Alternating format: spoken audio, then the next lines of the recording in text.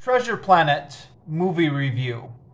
So this is one of my so-called scripted review series in which I take an old review I wrote years ago on my weblog, in this case from 2014, and try to make a YouTube video out of it for whatever that may or may not be worth. I will link to the original review I wrote in 2014 in the description down below.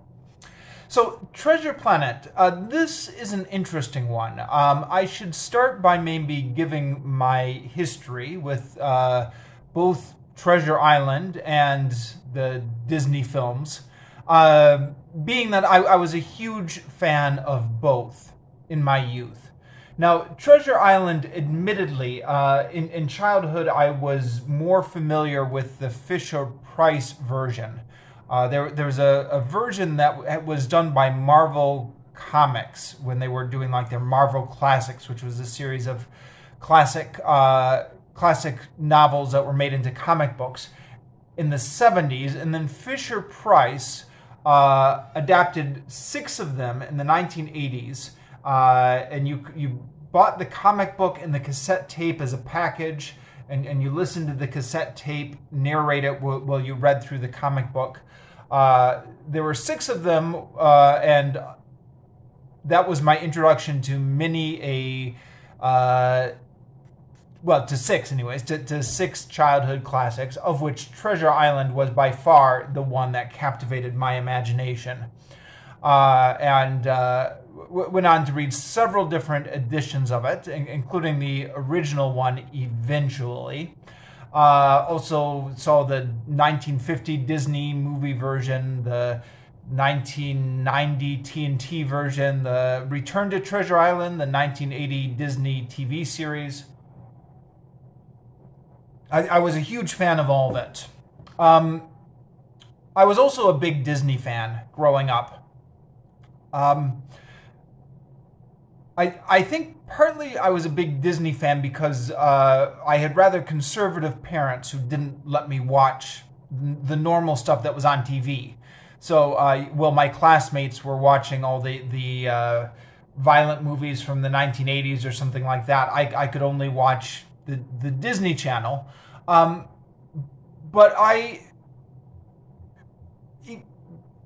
even though I was a captive audience somewhat, I completely fell in love with it, and grew up as a child completely in love with the Disney Channel, the Disney catalog, the whole things, and those animated movies especially. I was a huge fan of, even into high school. I was slow to grow out of it. I grew out of it eventually. By the end of high school, I wasn't so obsessed about the Disney animated films, but my first couple years in high school, I was. Now, given that history, Treasure Planet seems like it would be right up my alley. It's a Disney animated feature on Treasure Island. But I did not see it when it first came out. I waited until 2013 when I saw it. Couple reasons why I didn't see it. First of all, I said I grew out of Disney eventually, and this came out in 2002, which was shortly after I had graduated from college. So I was well grown out of the Disney animated features by this time, as well as the advertising for this movie, to the extent I saw it, and I didn't see a lot of it, did not impress me overly much. You'll recall maybe it featured young Jim Hawkins in a very 90s look. I mean, the movie came out in 2002, but it was so influenced by the mid-90s. I guess art is always 5 years behind reality, huh? So he's got like that classic 90s haircut where he's got the hair shaved on the sides and parted down the middle with a bit of a mullet ponytail in the back, and the advertising shows him doing his wind sailing, looking like a typical extreme skateboarding 90s kid. It just seemed like it was pandering a bit to the younger audience in a very obvious way. You know, I guess it's very typical of these big Hollywood or big business movies. Whenever they try and do something based on youth culture, they always do it in a very obvious and pandering way. But even more so than that, when this came out, I was 2002, I was in the Japanese countryside, completely isolated from movie theaters or anything like that. So it just was not even on my radar. And even after it hit home video, I never really bothered to track it down until I did. When I was living in Cambodia in 2013, there was just tons of cheap DVDs that you could get all over Phnom Penh with just about any movie. And so I watched a lot of them. And I happened to think to myself one night, you know, I really should have watched this years ago. I'm not sure why I waited this long. I mean, sure, it looks a little bit like it's pandering, but, you know, this is a classic Disney animated feature. I mean, I say classic in the sense that the Disney animated features were always the flagstone of the Disney company. So classic in the sense that every Disney animated feature that came out was destined to become a classic, or so I thought. And I knew that the movie hadn't gotten great reviews when it came out. That was another reason I had never bothered to track it down. But I thought, you know, that they put a lot of work into their animated features. This is like the flagstone of the company. And especially back in 2002 when they were still, the Disney Renaissance was still fresh in mind. This is something that at least is going to show a lot of effort or craftsmanship in it. And I rented it, and I watched it, and I hated it. I thought it was the laziest thing. Just seemed to reek of no love being put into it whatsoever, no effort being put into it whatsoever. So I wrote up a review complaining about how soulless and effortless this was and how nobody involved cared about it at all. Wrote that back in 2013. I'll link to it in the description down below. But it's interesting because in the years since then, I've come across, I think, a couple different YouTube videos. I think Lindsay Ellis was one of them. I forget who the other one was. Talking about like the history of Disney animation and the history of the Disney Renaissance. And it turns out that the two guys who were responsible for doing this movie had wanted to do it for years. They'd wanted to do it ever since The Little Mermaid. And they kept pitching it, and Disney executives kept saying, no. And these two guys, whose names I don't remember, but it's all on Wikipedia, they were like the showrunners, the guys who were running all these movies for the animation department. And after doing... They finally worked out a deal where they said, okay, we'll do these next two movies for you, but then we really want to do Treasure Island in space. This is like our dream project.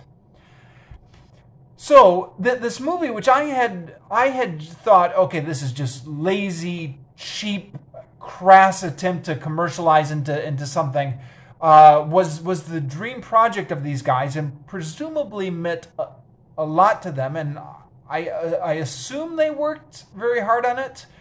I mean, who knows? Maybe by the time they actually got around to filming it, they had lost their enthusiasm. But I don't think that's the way the story goes. So I don't know what happened. You know, maybe it was just a case of having no luck, or nothing was gelling, or none of the right things were clicking together. But yeah, let's try and dissect this and see what we can pull apart.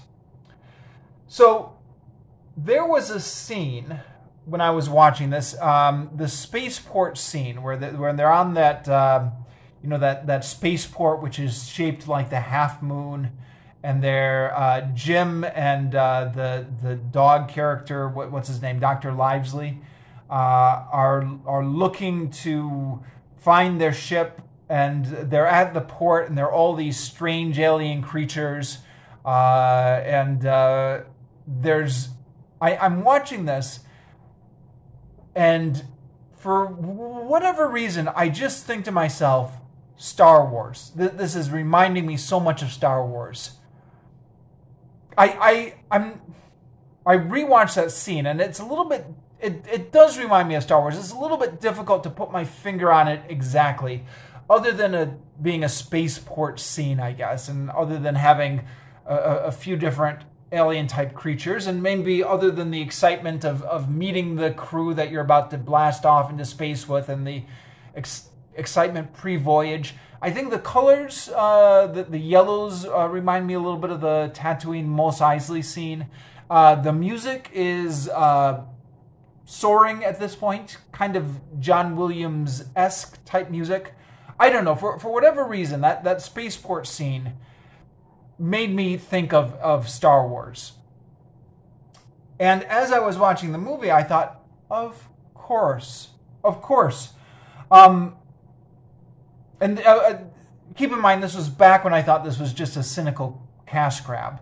But, Star Wars, according to the Star Wars mythos, Star Wars was really successful because George Lucas got the bright idea to combine the ancient hero myths, the ancient hero archetype stories, with the space fantasy.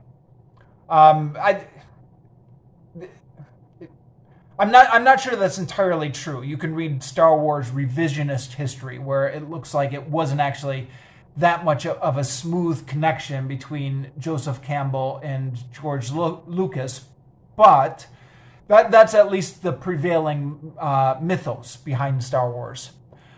So if that's the prevailing mythos behind Star Wars, it's easy to think where a cynical Disney executive is going to say, okay, we can take mythology in space fantasy and combine it for a huge amount of money. What about a boys' adventure novel and space fantasy and combine it with huge amounts of money? I mean, it seemed like it was trying to take what Star Wars had done for the ancient hero myths and do the same thing with Victorian adventure novels for boys, and just reinvent it for a new generation by putting it into space. It seems like a brilliant idea on the surface until you examine this a little bit more, because the thing about Treasure Island is it's not really that great of a plot. The plot's okay, but people don't remember it for the plot. People remember Treasure Island for the mythos, and not the space mythos, but the pirate mythos. So Robert Louis Stevenson, I think, largely created the popular image of pirates. I mean, correct me if I'm wrong.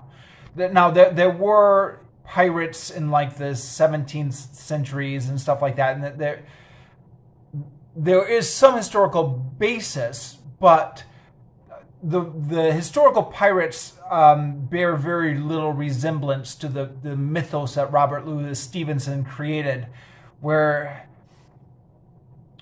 they've got these secret codes and this black spot and these old drinking songs, and they're incredibly superstitious, and they have all these superstitions and beliefs, and there are all these, as you read Treasure Island, they're always referencing back to these mysterious things that happened in Captain Flint's day, that gradually you get more and more of a picture of where these old rivalries are coming from, or what went down when Captain Flint was still alive, and the mysterious circumstances which Captain Flint died under.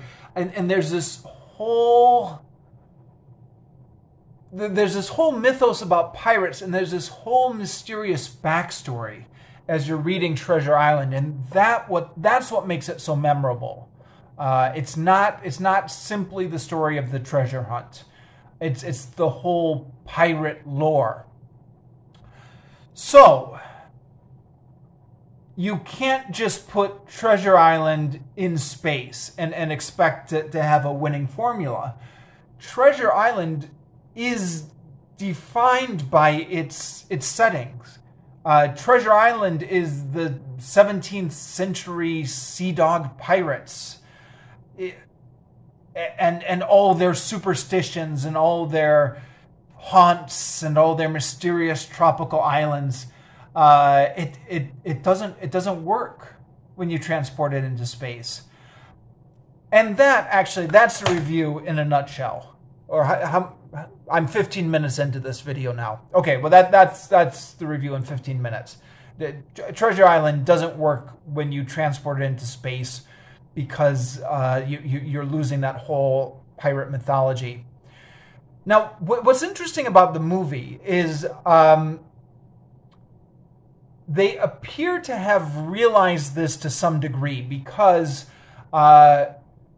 you could, when you think Treasure Island in space, you're thinking of like, you would think maybe of like those ships from Star Wars or something like that, right? But what they do is they take those old nautical pirate ships, those old 17th century pirate ships, and have those ships in space. According to Wikipedia, while they were working on this movie, they had a 70%, 30% rule. So 70% being like the old aesthetic, the old look for the pirates, and then 30% being the spacey, science fiction-y type stuff.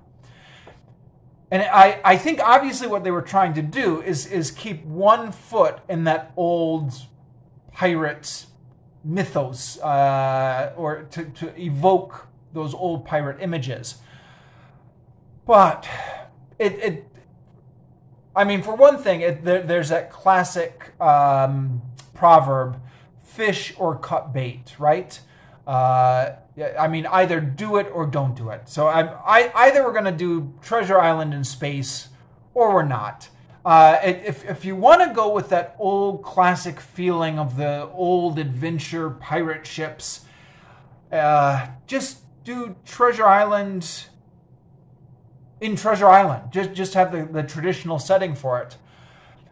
The other thing is it all gets a little bit ridiculous. I mean, why are these 17th century ships flying in space? Surely this is not the best design for a spaceship. But, okay, it's a kid's fantasy movie, suspension of disbelief. I'm going to give this a little bit of a leeway. So there's some sort of line about artificial gravity. Fine, there's some sort of artificial gravity on this ship.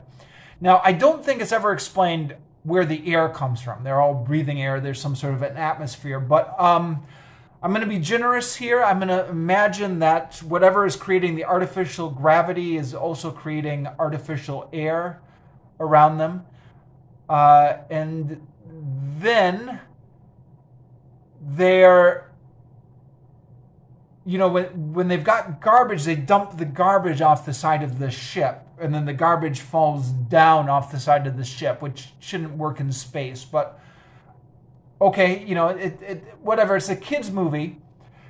But here's where I draw the line. And maybe this is arbitrary. But they have day and night. So day, they're sailing under blue skies. And then night, it gets dark, and there's the stars. Well, they're in space. It just, I do my best for suspension of disbelief, But suspension of disbelief is a two-way street. The filmmakers have to give you something. They've got to work a little bit, at least, to get you to immerse yourself in this world. So the whole concept is flawed. And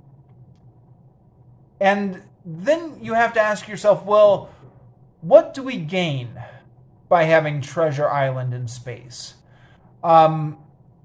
So what we've given up is we've given up the pseudo-historical setting that the original was linked to, and all the pirate lore and all the pirate mythos. Now, theoretically, because it's science fiction in space, we could have all these weird and wonderful creatures. And especially because it's animated, we could have all these weird and wonderful animated creatures. Because you don't have to worry about the special effects budget. It's animated. And they completely don't do anything interesting with it. Most of the animated characters, the aliens, are just anthropomorphic animals. So the captain is this cat-like alien. The Dr. Livesey character is a dog-like alien. Some of the pirates are like insect-type aliens or octopus-type aliens. There's just, if you wanted to do Treasure Island in space and have all these weird, wonderful, exotic, the exoticness that could come from doing something like this in space, and there's just nothing. I mean, Disney quite often does movies with anthropomorphic animals. I'm thinking of like Robin Hood, right? Where, the fox is Robin Hood, or what's another example? Is there another example in the Disney canon? Put that question on hold. But, if they wanted to do it with Treasure Island with animals, they could just have done that instead of making them all space aliens. And then there's the dialogue. The dialogue is just stupid. And in my original review, I said lazy. Now, I'm going to have to take that back now that I know what I know now, that this was the passion project for these two guys who had been wanting to do this for years.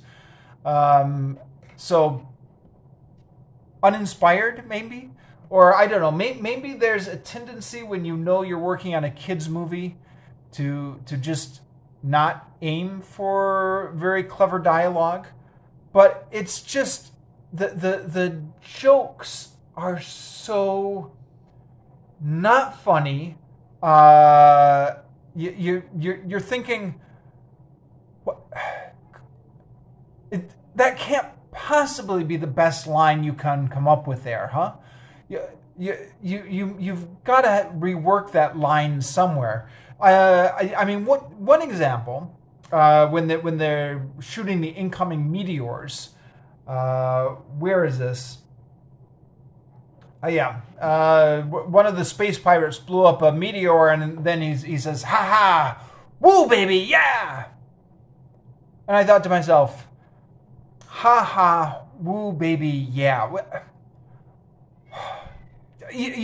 There's just no effort being put into this dialogue at all. It's just stupid, lazy lines and stupid, lazy jokes, and I don't know if there was production pressures or if people just stopped caring who were involved with it. But yeah, the movie just lacks any spark of creativity or wit. And I don't know. Maybe this is like a classic case of when the magic hits, it just hits. Like The Emperor's New Groove, right?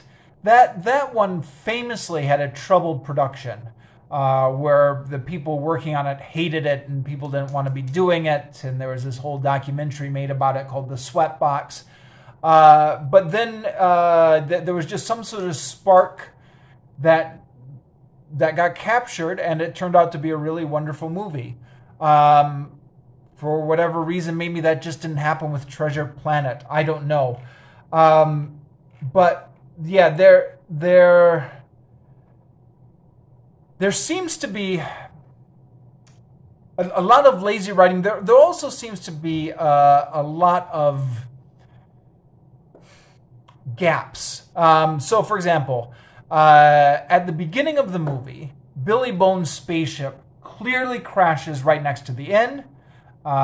You can see it crash next to the inn, and you can see Jim Hawkins leaping right off the inn roof to assist. Then, when Jim Hawkins is bringing Billy Bones back to the inn, the next shot that shows that they're all the way down the road from the inn, and that they've got to walk all the way up that road. So things like that made me think that there wasn't a lot of love that went into this movie, even though, again, apparently it was their passion project. Or at this inn, we get to see that there are all these guests staying at the inn. But then when the pirates ransack the inn and burn it down, then there are all of a sudden no guests at the inn.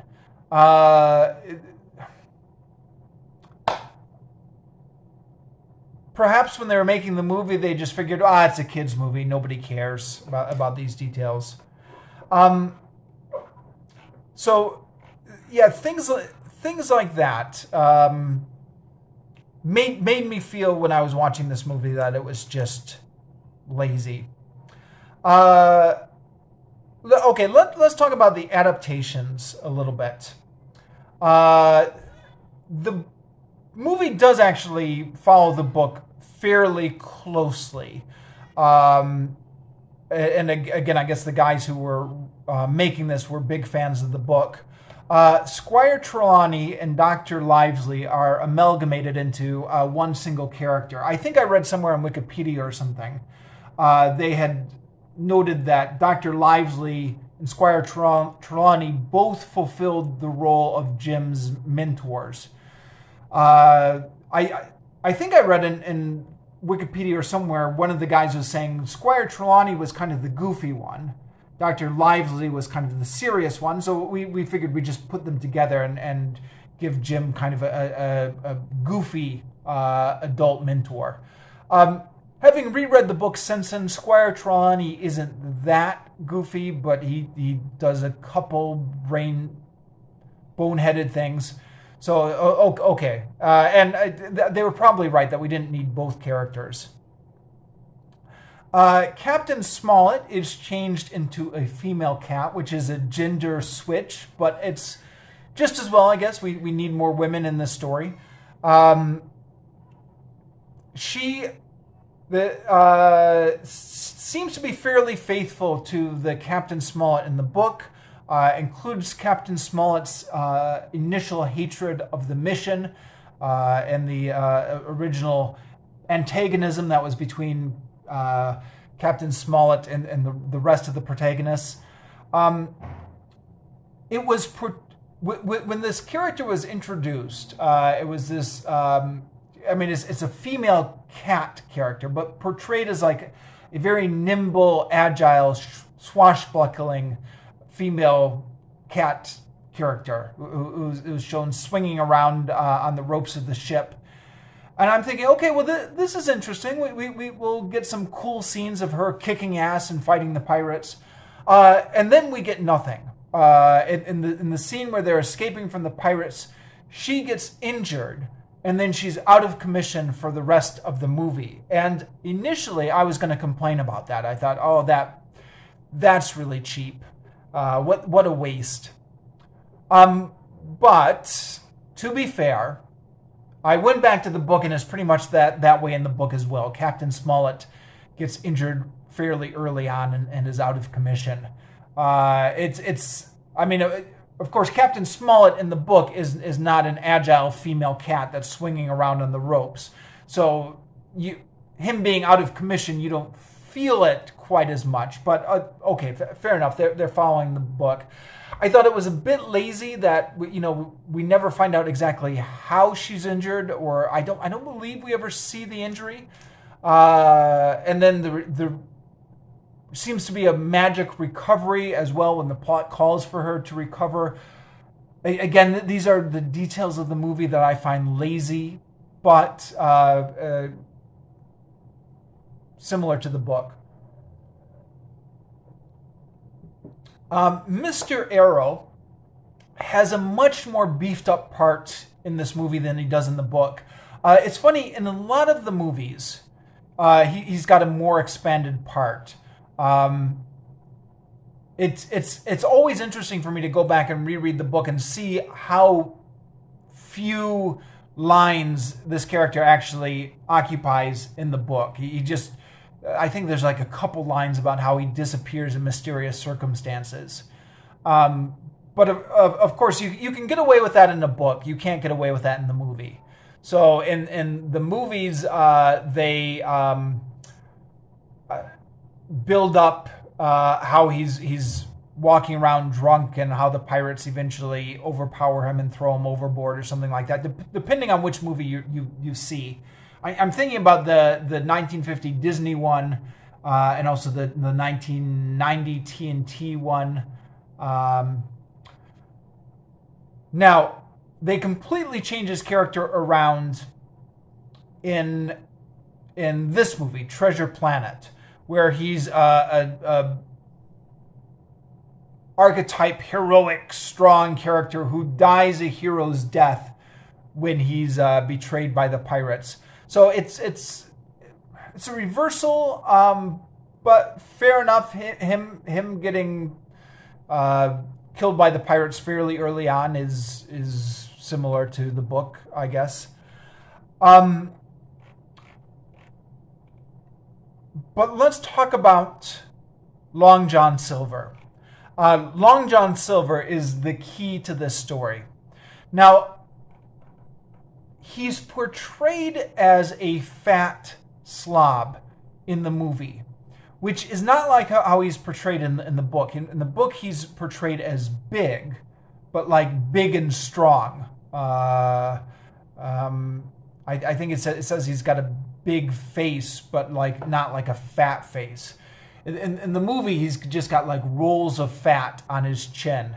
And he's, I believe, animated in such a way that you can see that fat jiggling around in some scenes. Which I initially did not like. I thought, okay, what are we doing? That's not Long John Silver. Long John Silver has to be a likable character, or this is not going to work.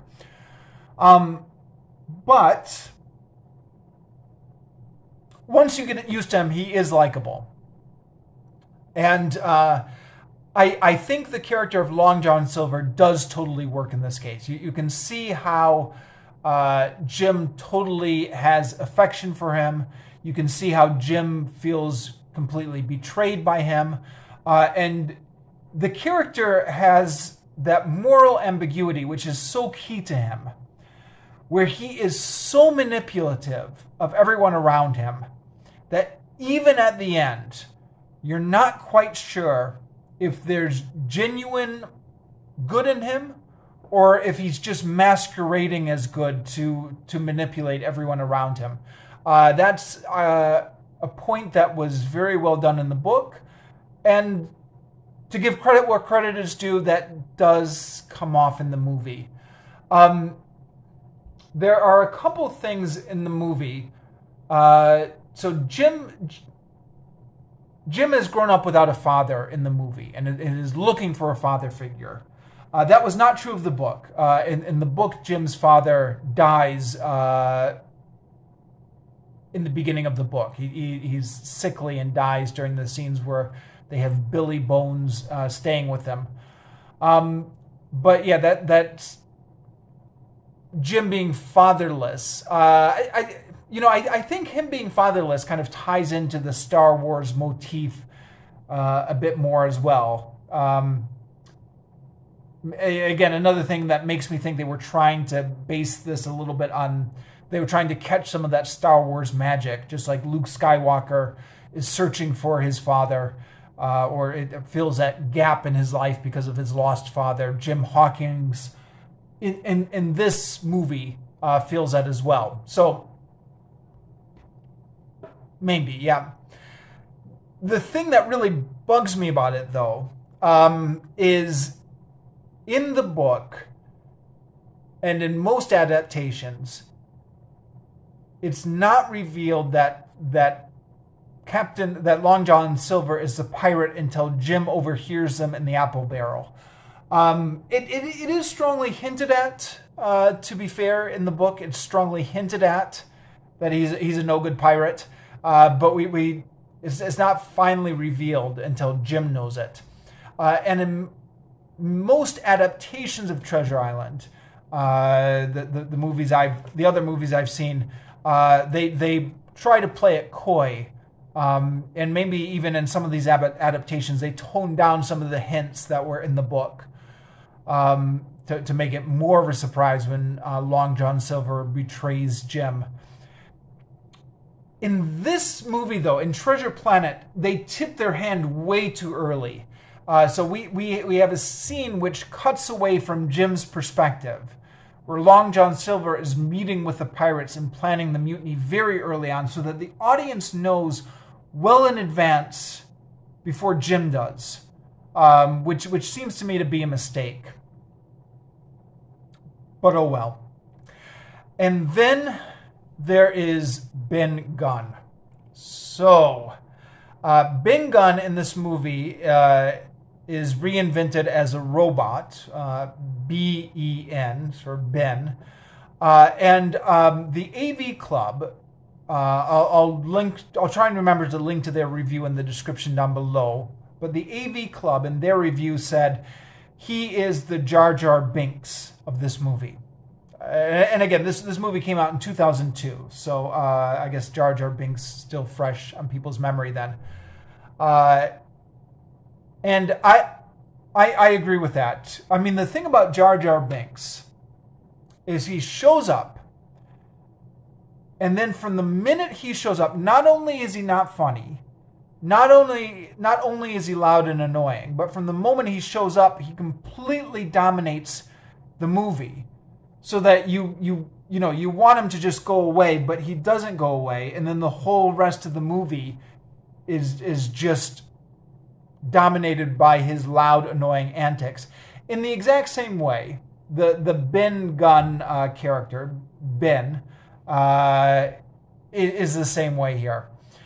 It's played by Martin Short, who is an actor I actually like, or have liked in different stuff. But the writers apparently didn't know what to do with him. So he seems to have just been hired for his ability to yell. Not his ability to do anything funny, but just yell. So the yelling and the just being obnoxious is what substitutes for humor in this movie.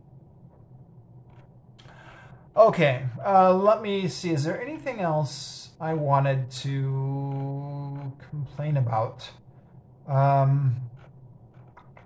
Scrolling through my original review here, I think I hit all the points. So I can't believe I spent 40 minutes talking about this. Well, that's what you get, huh? All right, I'll finish off here.